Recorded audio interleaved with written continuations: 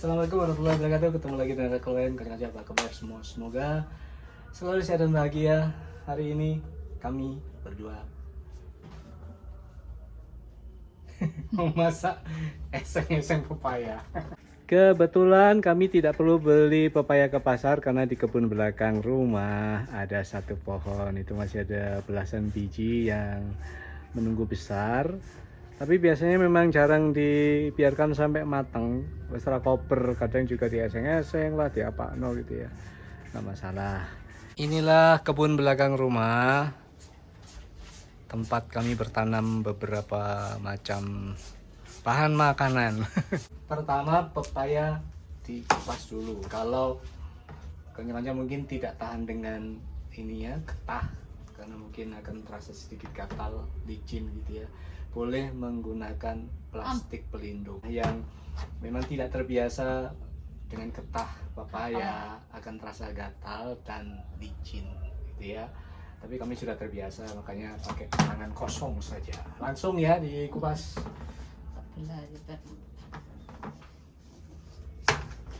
Cara mengupasnya boleh dengan selera masing-masing. Kalau saya langsung secara utuh begini saya kupas, tapi kakak membelahnya lebih dulu. Tidak masalah. Enggak timun mana? Ya. Yang penting engkau kulitnya terpisah mulai lahir. Iya. Yang penting cepat. Nah, ini kan cepat. Ya. Pakai unjani timun. Enak, gelis. Ya wes sampean pakai unjani timun, aku pakai pisau. Ya. Yang jelas memang lebih cepat menggunakan alat ini. Kalau pakai pisau dapur seperti ini, ya tunak kuno. Tapi tergantung kecepatannya. Iya. Nah, Di sini cepetan sampean. Kalau dingin landep. ya.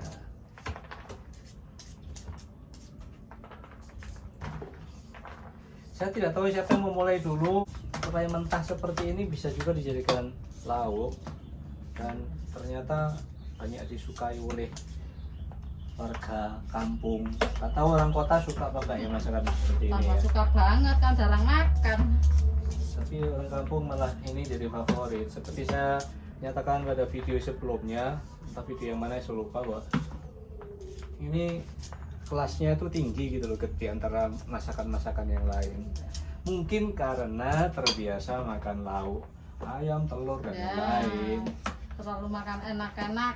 Yang terbiasa, sebaliknya yang terbiasa makan ini paling juga enak melihatnya. Tapi memang nggak ada bosan saya makan ini, nggak ada bosan. Apalagi kalau sudah disangrai lagi, Blendrang. di blendrang namanya, itu sudah luar biasa. Bumbunya kan sudah meresap. Nanti mau dimasak apa, bisa di sayur bisa, tapi kami mau membuat eseng-eseng aja yang lebih apa itu, lebih saya sukai daripada yang Sayur sayur. bening ya enak. Sayur yang biasa mbak santan dulu, sayur bersantan yang nyemek-nyemek itu kurang suka. Saya lebih suka yang di eseng-eseng. Jadi sayurnya cuma sayur ya, santannya cuma sedikit, santan kental, terus diasapkan. Hati-hati kalau pegang seperti saya, karena sekali meleset jangan-jangan malah tangan kita terluka. Pisau. Nah, saya sudah selesai satu. Saya mau buktikan bahwa saya juga bisa masak, makanya saya bikin konten kuliner ini sekaligus untuk ruang saya berekspresi. Saya juga terampil memasak. Bagi saya memasak adalah seni, bukan sekadar bikin makanan dimakan untuk mengenyangkan perut, tapi juga seninya itu loh. Ini nggak usah dibelah, udah bisa. Bismillah. Seperti ini ya, cepat sekali. Nih.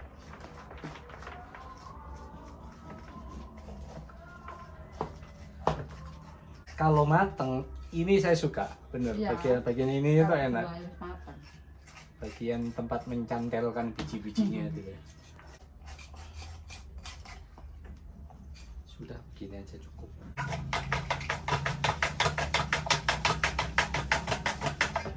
Miring ya, miring. Saya perlihatkan kalau salah memarutnya Iya, pendek-pendek. akan terjadi seperti ini, pendek-pendek.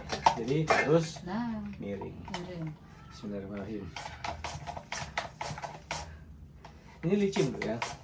Harus hati-hati. Nah sudah, ini bukti saya bisa masrah juga, sedulurku.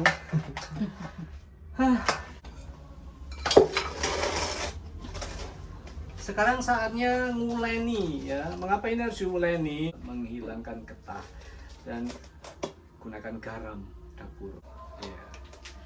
Gunakan garam dapur, hati-hati sekali lagi karena garam ini juga berpotensi membuat tangan jadi iritasi. Tadi sudah terkena getah, sekarang harus mulai ini pakai garam. Jadi kalau tidak terbiasa, sekali lagi saya sarankan untuk menggunakan plastik pelindung ya. Bismillah, lancar. Yang tidak terbiasa. Bisa juga ditumbuk ya. Ditumbuk, tidak lumpang. Begini sampai keluar air. Nah sekarang saatnya mencuci pepaya yang sudah saya uleni tadi.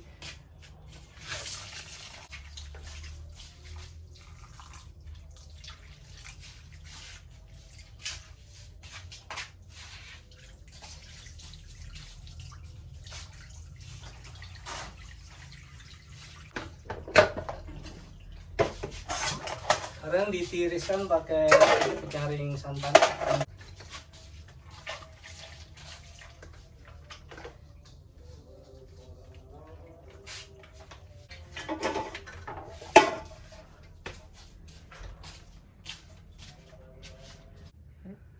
Apa saja bumbu yang digunakan untuk memasak eseng-eseng pepaya? Brambang, bawang merah. Bawang merah, kami Ya. orang kampung menyebutnya brambang. Terus bawang Bawang putih. Bawang putih baru kita sebut bawang. Terus kemiri, Terus kemiri. Apalagi? kunir, Kunyit, los, lengkuas. Kakak menyebutkan dalam bahasa Jawa, saya menerjemahkan. cabe Ada kecil. cabai kecil, Ya, cabai rawit, cabai sesuai rawit. selera saja. Kalau Ya. tidak suka pedas, jangan coba-coba Brambang goreng. meniru jumlah ini ya. Ya. Terus bawang goreng Bawang untuk goreng.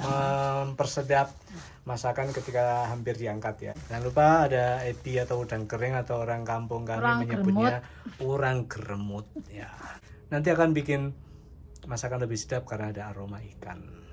Untuk mempermudah pengulekan, kami juga terbiasa memotong besar-besar dulu lalu digongso, setelah itu diangkat kemudian diulek. Kalau langsung diulek dalam kondisi mentah seperti ini akan lebih keras dan bikin mata jadi pedas karena cairan yang keluar dari bawang merah dan bawang putih itu benar-benar menyiksa ya. Memang agak ribet tapi sama saja kok ya. Sama saja, tetap saja nanti walaupun digoreng lebih dulu akan digongso. Selesai. Sebelum digoreng, bumbu terlebih dulu dicuci, termasuk urang kremut yang tadi sudah disiapkan, epi ini udang kering, juga dicuci agar bersih.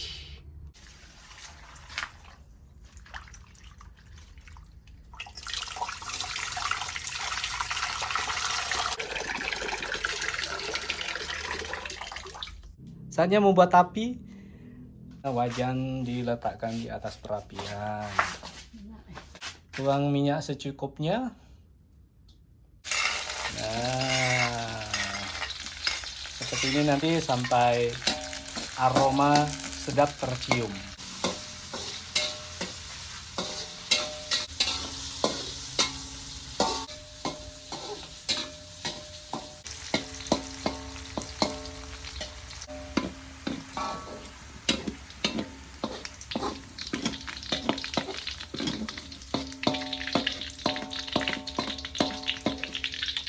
Setelah ini menyusul urang geremut masuk penggorengan.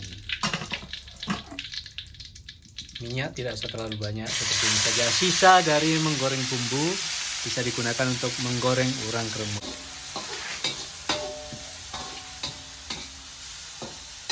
Oh ya, epi tidak usah diangkat, langsung saja disusul pepaya.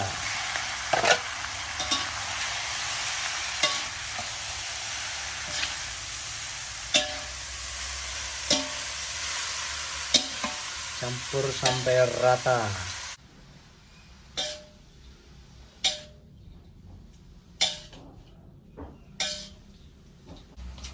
Saatnya mengulek bumbu yang sudah digongso tadi.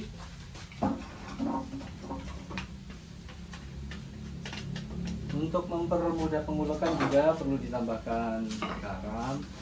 Zaman dahulu Gerasa. pakai garam gerasa. Kira-kira ya sesuai selera.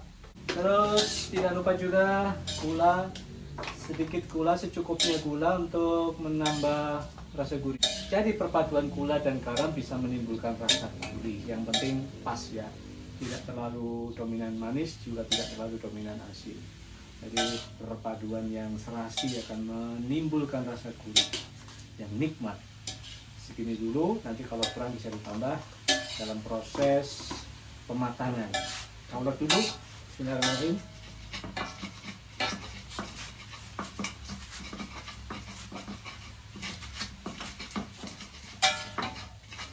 Sudah? Ya. Satu bahan lagi yang digunakan untuk memasak eseng-eseng kates adalah santan kental. Santan saya ambil dari kelapa yang sudah diparut, secukupnya saja, kental. Yang penting kental agar nanti bisa cepat meresap ya. Kalau terlalu encer nanti kelamaan, karena yang mau saya buat adalah eseng-eseng bukan sayur ya.